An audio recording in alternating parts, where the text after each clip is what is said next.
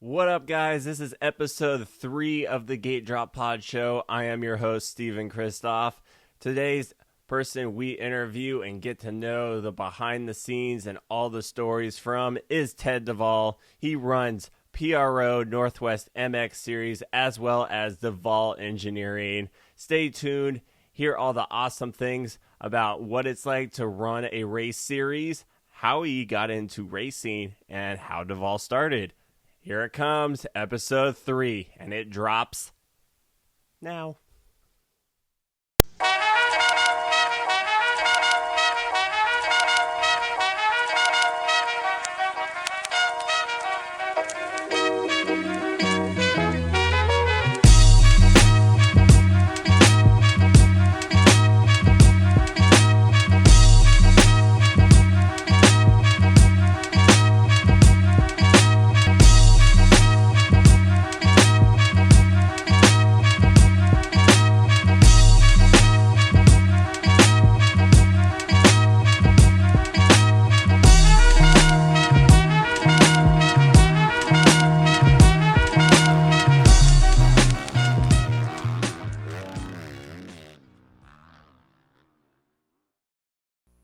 All right, this is episode 3 of the Gate Drop Pod Show. This is Steven Christoff here from Gate Drop Productions. I am on the phone with the founder, owner, operator of Pacific Racing Organization's Northwest MX Series as well as Devol Engineering. It is Ted Devol. Ted, how's it going?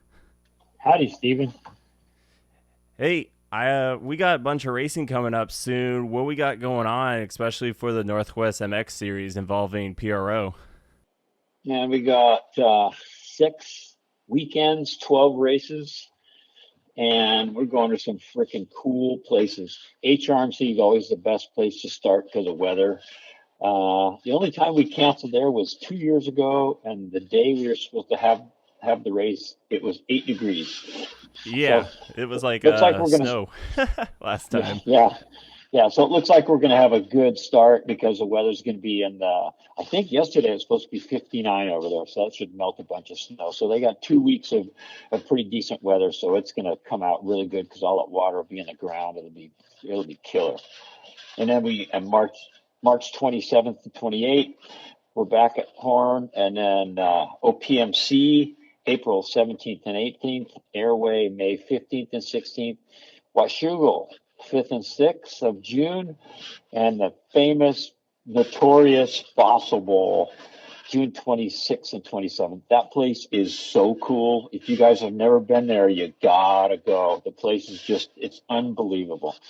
Yeah, I skipped it last year because it was a little out there for me, but I know you guys had rain, but it looks like it's a pretty amazing track. And that downhill, if we're able to use it this year, that just looks insane. Yeah, we couldn't use it last year. This year, I went over and helped them turn the track around later in the year, and it was unbelievable. I think I was there in October, and it was like 70 degrees. I'm in God's country, turning the track around, and it was awesome. So we're going to be going uphill, and that stair step downhill. I'm not sure how we're going to do that yet, but it's going to be very interesting.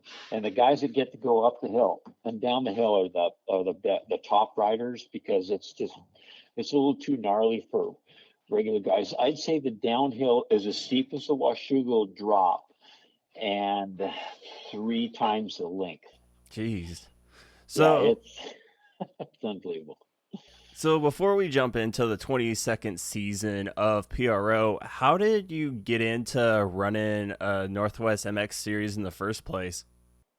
Well, I started racing in about 1978. So I was pretty old. I was like 20 years old when I started racing.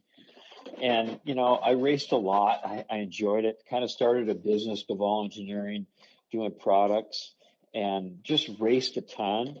And and as a racer, I was like, okay, why are they doing this, or why didn't they do this like that? And so I got a lot of things in my brain that was like almost more like, don't ever do that to customers.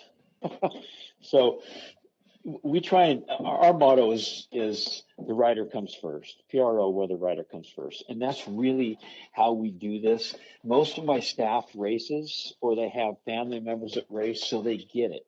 So we know what not to do because it's like the Bible: do unto others, you'd like have them do unto you. Well, it's pretty easy. It's not rocket science, and so it's just fun making people happy. Yeah. So how did like with you thinking, oh how all the pros and cons of running the series, did you just like have to get a bunch of racetracks together? Like how does like putting an event like PRO like happen? Well, the first I had a track that I was kind of the promoter at, and that was at Thurston County, which is now Grays Harbor. So so a lot of that track design there, that's kind of what I built back in '97, I think it was. Okay. Um, and so I was doing races there, but it was a county facility, and I had to deal with the Jeeps, and so we only did races there, and we did fairly good races there. Top Gun, I think the biggest one we ever had was 2,000 people there, which was pretty big.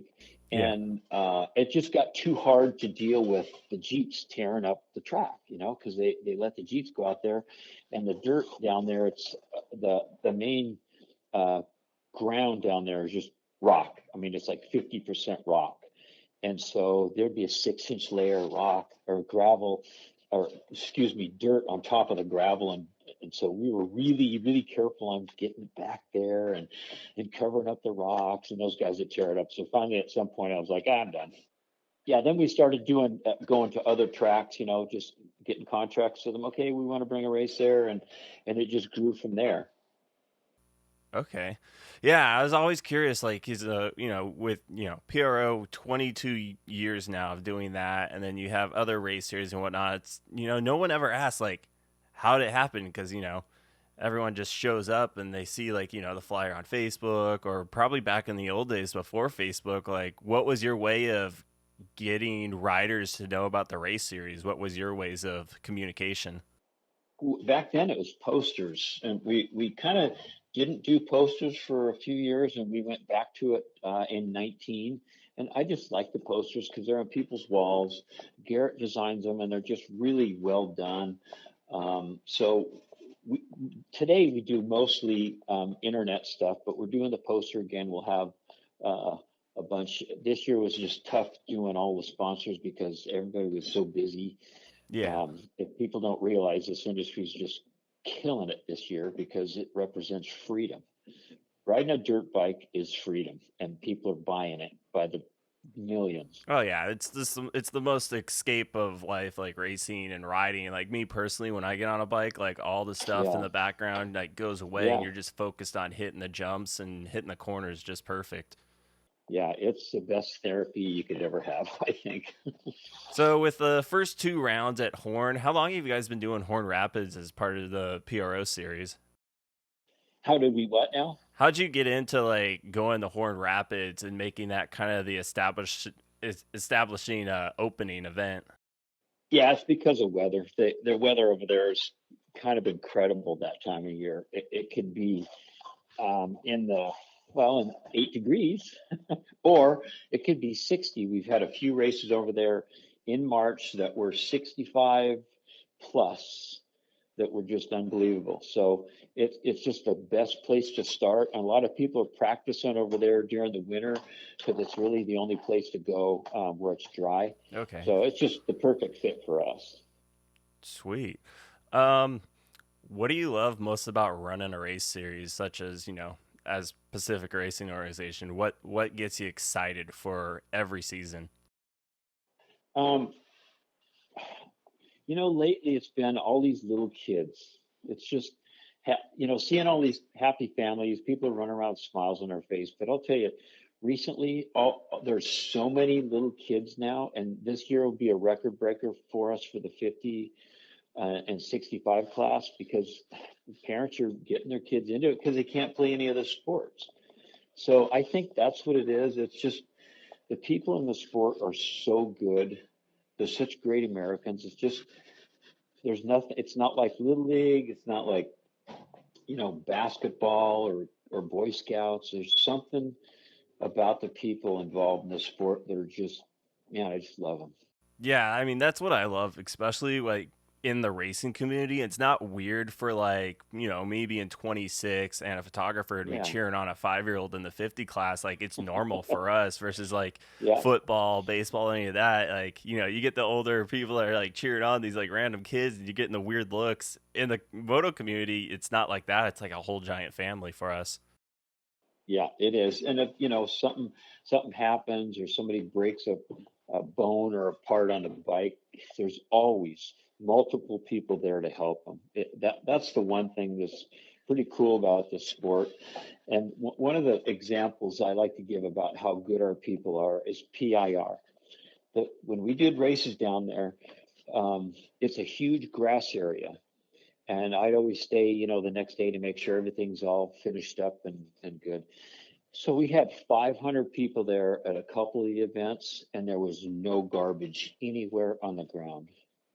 You could never find 1,000 people there. It was 500 riders and over 1,000 people. You'd never go to an event, any other kind of event, have it that clean.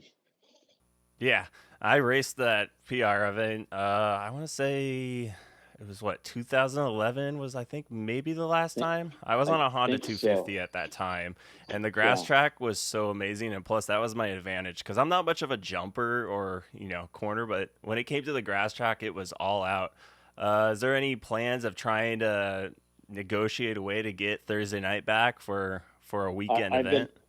I've been trying to get PIR back every year, and it's just I'm not sure what the deal is. I know that Is it just Portland, city kind of yeah, stuff?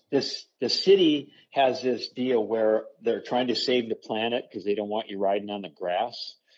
It's that insane. Ah, Because I know that when I was down there 2 weeks after our event, because Dave Eakin, who I consider the best track builder in the entire region, he would water the track 2 weeks before the event, so it was all saturated, really good, not muddy. And 2 weeks after the event, all the grass is growing back up. So the Portland, they're as insane as Seattle on their logic, and it's grass. It grows back. yeah. But they don't want us down there, and I don't even know if they're having events this year. I don't know what Rick's dealing with down there, but it's got to be just so hard Oh, because it makes no sense. Like I said, nobody gets a COVID outside. PIR's outside, you guys. God. yeah. I know Rick and Ryan. They're gonna try to do Thursday night motocross, but it's just the whole city limit thing. Going into like since PRO has become so big and listeners aren't aware of behind the scenes work, like how much time and prep does it take to put on a big race series like PRO? It takes months. I probably worked in the last 2 months a month on it because you got to get all the sponsors lined up. You got to get all the logos, build all the artwork, negotiate stuff with them. So that takes a month. Top Gun takes a full month to do. People don't realize how much work that is. It's like a lot of time getting that prep before you even set foot on it. Yeah, like, So with lap counting, you got to do signups, and then with all the technology advances now with transponders and whatnot, I mean, that's a lot of time and work that you got to put in to set up for these big events. I know I've been trying to get people to kind of realize that when they're even at like the local race series, like, guys, there's a lot that like goes on behind the scenes that you don't realize, like, you know, yeah, there's so much to do. And as a promoter in my position, I don't own the track, right? So I have to rent it from somebody. So I make less money than any of the promoters that are not traveling. So if you own a track, you get all the money. But since you rent a track, you're paying out 10 grand or more every weekend. So if people think we make a whole bunch of money, because we had a bunch of riders, well, when you start getting in and down to 300 riders, you really aren't making any money based on, what you have to pay the tracks and all the travel time and all the prep time and all the printing. Yeah, It's and then it's crazy. and then the limitations that you have, like you can make this elaborate, huge track, but then on top of that, you're gonna have to get gas for the tractors. You have to do Yeah, all that stuff to add on because like I know some people, and I'm not being a Debbie Downer, but they like see the track design or whatever, and they're like, well, why is it so short? It's like, well, you gotta put it in the factor of the time of the season. I know at Riverdale, especially in yeah, the winter with the sun going up and down so quick, like it you had to like make it happen quick or you'd be racing in the yeah, dark with flashlights. yeah, yeah. Well, I know at first round at Richland, there has been a couple times to where 5 minutes after the last moto, you can't. It's dark. So we try not to do that. Once they put in that Pee Wee track, that helped a lot. We probably saved half an hour there, and that really helped because we can run the Pee Wees really long. Pee Wees and 50 beginners, we run them on that separate track, and so they get to have 10 lap motos and have a 20-minute practice. In the meantime, we're using the big track and getting things rolling. Yeah, I mean that really helped. Besides the part where I have to try to capture both of those races at the same time, thanks Ted, that made it real hard for me. But Yeah. Well, you but need some it did. exercise. Yeah, right. But it did, it helped with that, and then also with the beginning 50 riders, especially with the Stasic bikes now. Like it's really hard to operate on the big track. So I think the mini track with a lot of these events, like it helps out a bunch for all the beginning riders. Yeah, I wish all the tracks would have a nice uh, beginner or Pee Wee track because that's the sport, man. You hook them there, and they're going to come back, and if they get to ride a lot more, and we let the Pee Wees ride for free because they're new at it. They're going to bring grandma and grandpa, so grandma and grandpa are basically funding their class for them. I hope. Yeah. What's been your favorite memory now being 22 seasons in? Is there anything that sticks out over the years? Oh man. Um, Good memories are probably Top Gun. Maybe not the series. The series is always just fun, um, but there's nothing that stands out. Every event is comes off pretty good, so we have no big issues or anything. But every event, people have fun. I get to do track work on most of the tracks, so I tweak them a little bit to make them so they're not the same as they rode on the last 10 weeks. Um, but it's just fun seeing the people there. And when the season starts and you haven't seen them since Top Gun, it's like your friends are back. Kind of cool. Yeah, I know with like a lot of riders, especially with me being 10 years now in the photographing, and just every time they come back for the next race series, they're either from 50 to a 65 or they're already grown up and they're on a Yeah, big bike. It's just crazy how fast time flies. yeah, it's amazing when you've been in like you and I have.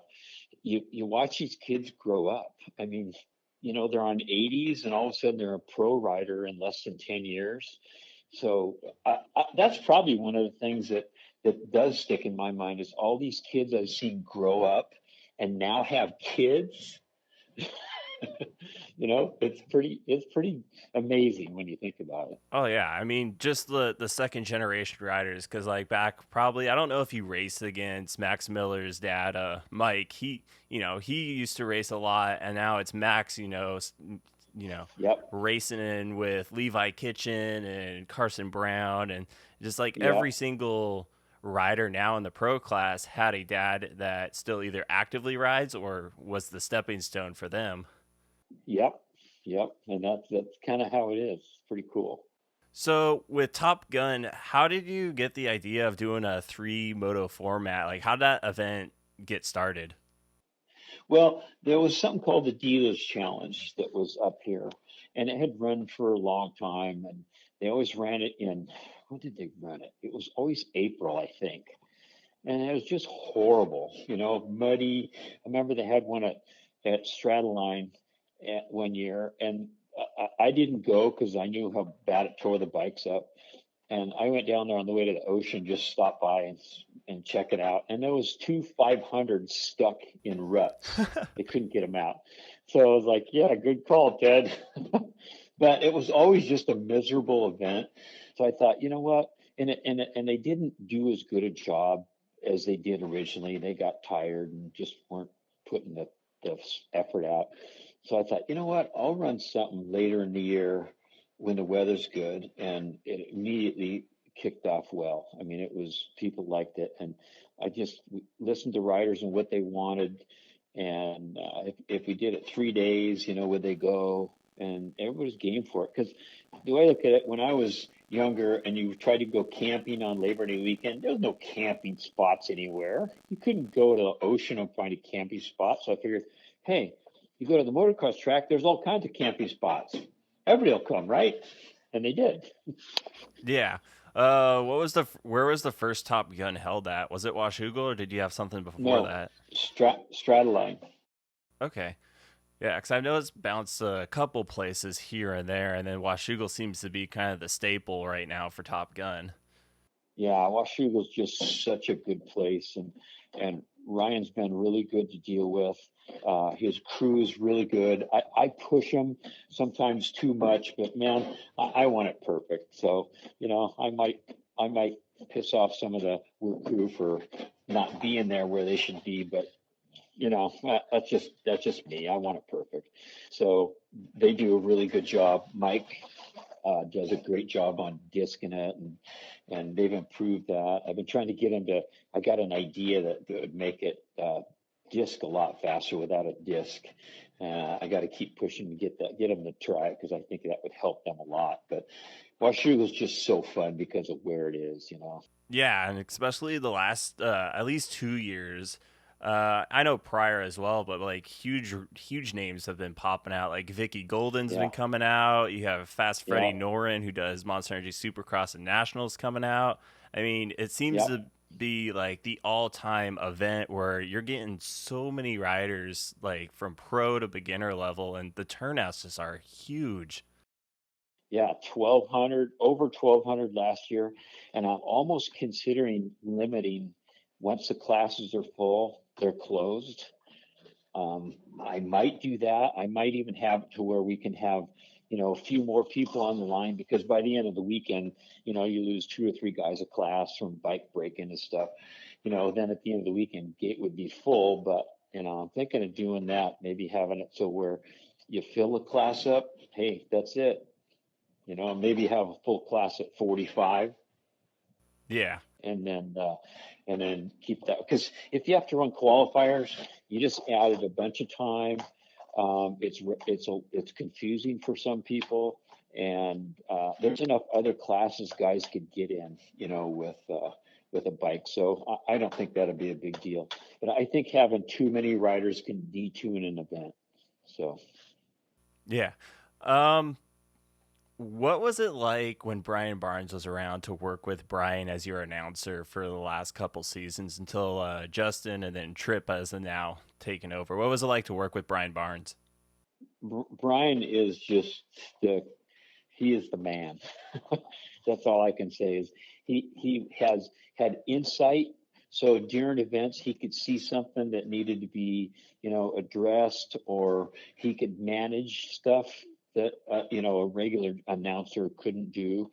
The guy knew people's names. He knew everybody's name based on the number of their bike or the color of their helmet. How do you do that? I have no idea. That guy was so talented with that stuff. Yeah, it's a special talent. I have a little bit of that, which I think Brian helped me with the memorization skills because every time I would do a recap video with him, I'd hand him a script. He'd look at it and be like, I don't need this, and literally toss it like off the deck that we're trying to film at. And he would just freestyle the whole thing, and it came out legit every single time. Oh yeah, just total talent. The best memory I have of Brian is we're at PIR, and I think it's 2011. It's 105 degrees, and all of a sudden this black cloud is coming out from the ocean. hits us. It hails, almost blows Brian off the top of the trailer because we had our sound system on top of the trailer by the starting line. He almost got blown off the trailer along with the awning. And that was the craziest thing, man. He was just freaked out. Afterward, he was laughing his ass off. But that was sketchy. 105 degrees and it starts hailing. It's like, what? Yeah. Well, that's Oregon weather for you. Yeah. It was crazy. I know a couple of years ago when we were at Moto West, Brian wanted to get a photo op on the starting gate, and he's like, well, let me sit on it. And it was the first time we went to Moto West, a brand new gate. And I'm like, Brian, I don't know if it's going to hold anybody's weight. And I literally stuck my foot on it, barely touched it, and it dropped down on the ground. He just looks at me like, well, good thing you did that, because I probably would have landed on my butt. I mean, Oh, he wasn't sitting on it? he was going to, but I was like, I Oh, don't know if that's a good idea. I mean, I could have been mean and let him do it and then hit the record button and watch him fall on. And then he found some random toilet like in the middle of the facility and decided to use that's that for right. a photo op. That was hilarious. I'll tell you the best Brian Barnes when he was doing those Snowmageddon videos. Remember that? Yeah. Oh God, it was so funny. He had this goofy lift that he would use, and just oh God, it was hilarious. It would snow an inch, but oh my God, Brian made it like it was Snowmageddon.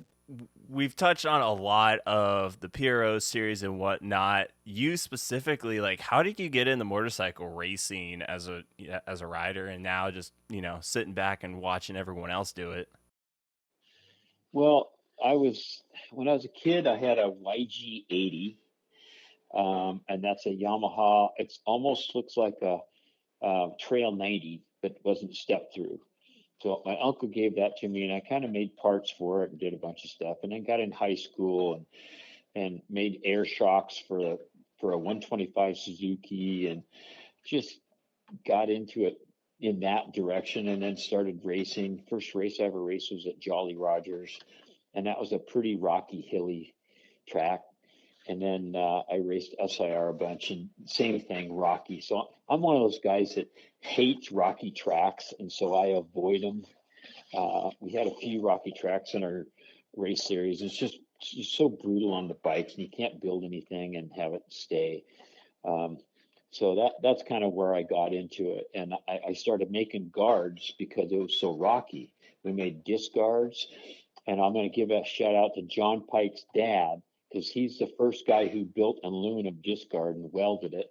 Ours are spun now, so they're a lot stronger. But that's our first product was a front disc guard. So with all the rocky racing, that's what sparked the idea for Devol Yep, Engineering. yep. And then I made pipe guards because all the tracks were just wrecking the two-stroke pipes. They would just anybody who were Jolly or SIR or Stratoline much, you could tell because the pipes were either smashed in or had a million ball peen hammer marks on it. And then we did skid plates too because when you cased out those steel frame bikes, at least the Japanese ones, they would smash the frames in. And I remember Crater's dad and uncle were in the club at Jolly, and all their frames were all flat because they smashed them in. I had a Mako, and the material was so much better that it didn't wreck those. But the Hondas, they would just smash the frames on the bottom of the cradle flat. So I started making skid plates. Oh, geez. Well, Yeah. innovation, and it has shown with all of your ideas and work on all the engineering side. I mean, you got pro guys now that are still actively running it in Supercross, Motocross, GNCC. I mean, Steve Mathis Yep. heard on his last podcast that he did on Pulp MX, like I think it was Jason Thomas, like was talking about how you were, and he was like surprised and also like excited to see that you're still doing stuff for the moto industry. He said that you were the OG back in the day. Yeah. And I wasn't sure what OG was. Original gangster, I think, is what the term is. But Okay. a historical person in the back. If you were to do Yeah. like the Mount Rushmore of riders and people. Yeah, yeah. Well, I kind of got in the sport when it was still growing. The guys that are about 10 years older than me, 10, 15 years older, they're the guys who were in it when it started. I mean, 70s uh, is kind of when I started riding a little bit and then really got into it in the 80s. But in the early 70s, man, that was the total beginning of the sport. So I got in right as it was growing, kind of when Donnie Emler got in. He started a couple of years before for us, and you know, got into making way fast bikes, and I got into protecting way fast bikes. Yeah. Did you participate in any of the Supercross races like Scott Steffi back in the day? I did Seattle Supercross was the only one I did as a pro, and I actually this is funny because I'm embarrassed about it now, but I won the 125A number one plate in the for the Northwest that year. That's when AMA was doing it and anime. Anyway, so I just ran my number one plate in the 125 class because that was the first year they ever ran 125s, Yeah. and I ran it. I ran it in the 120. So I was the first number one plate holder in the 125 Supercross class. Except I couldn't get the damn bike to run because when you get inside, the pressure changes, Oh no. uh, and I could not get it to run for crap. Pontiac's way worse, but there's a difference in pressure, and I had a hell of a time getting it to run right. And the ground in the Kingdom was always left outside, so it was always super sticky and tacky. So man, if your bike didn't run good, you sucked. It was ruddy and tacky, and only you never got to ride on that stuff like that, dirt like that, because that was the only place in the Northwest that had any dirt that had clay base to it, but it was left outside. And then after a couple of years of the whole track being red, you go around a corner and there's 10 ruts around the corner, down the straightaway, up the next jump. So I talked to C.E. Altman. Hey, I live right up the hill in West Seattle. If you want to pay me to cover that dirt, I'll do that. He jumped on it. Absolutely, man. So the next year was the best race they ever had there. And so then they started covering it. I think they put it underneath the freeway somewhere. And it was the start of having a decent supercross because it was gnarly. What was the rider list for you back when you were racing that? Uh, If let's you see, have God, anyone that you could think of. I'm trying to think. In the first year in the 125s, it was God. That's so long ago. I can't even remember, and I didn't even care about them. I was just worried about myself. So, but it was, Hannah was still doing it in the 250s, and I mean, the field was so deep back then, and it's kind of like it is right now. Really, there was probably 7 to 10 guys who could win a Supercross and did. And so it was so deep back then. The bikes weren't as fast. I mean, when you watch the old supercrosses, like, man, these guys are slow. No, no, no. The bikes were not nearly what they are now. Yeah, and So especially the suspension and the differences oh, and all the technologies we have now. I mean, you guys are pretty much riding on pretty yep, much bare stuff. yeah. And they flexed a lot. These new bikes simply don't flex. Back then, they flex. You go one lap, and the next lap, the shock get hot, and you wouldn't know what it was going to do. So it was sketch. And they're way better now. It's incredible how good the bikes are now. Did you do any racing in the outdoors at Washougal? I did Washougal with the four strokes. I had the first ever four stroke at Washougal, and I had a hydraulic clutch on it, and I had an internal motoplat ignition on it, which all the four strokes back then they were the big heavy externals, and they just revved slow. So my bike revved like the new bikes do, and then there was one ATK guy there. I can't remember the guy's name, but he had this regular motor, rev slow. But mine was super fast, but I couldn't kickstart it because the weight, since there was no weight in the flywheel, it would backfire and break the kick gear. Oh, So I jeez. had to bump start the bike, and I figured out how to do it by just backing the bike up, putting it in gear, backing it up a full stroke, so you could get momentum, run and jump, put it neutral, run and jump, hit second gear, and it would start every time. I mean, if So there's a will, there's a way. yeah, Yeah, so the bike, it was a pretty cool bike. It had aluminum subframe before anybody did those. I kind of took that off of the Honda factory bikes, kind of took that idea. And then had a megaphone on it. And I rode one year with the bike in the Kingdom with the megaphone. And if you don't know what a megaphone is, it's freaking louder than holy. You can't even imagine. So in the Kingdom, I'm racing 258 class. I think I got third place or fifth place with it. So I did pretty good with it. But all the guys that I raced with go, geez, Devol, I couldn't tell you where you were. You were on the other side of the track and it sounded like you're next to me because all the noise is bouncing off the walls. Because there was no four strokes back then. It was so loud, it was insane. Oh, is that why we have sound checks now, Ted? Yeah, I think so. That was nuts that I did that, but it was so loud. Mine was the only bike you could hear. Oh, jeez. Well, we're getting to electric bikes here soon now, especially with the 50s, and those things sneak up on you. They're going to have to put some baseball cards in the spokes or something. I know. They're just weird. They just go out there and they go, Yeah, I almost got nailed by one of them trying to cross the track at Riverdale because I heard the 50s go by and I looked both ways and all of a sudden just like really quiet little KTM 50 just zooms right past me. I'm like, where did it come from? Was that a bee? Yeah, literally. But no, it looks like with everything going on and we're getting set for PRO. I'm super excited with the layout. Airway's like by far probably my favorite track of the whole event. When you guys start going to Airway MX?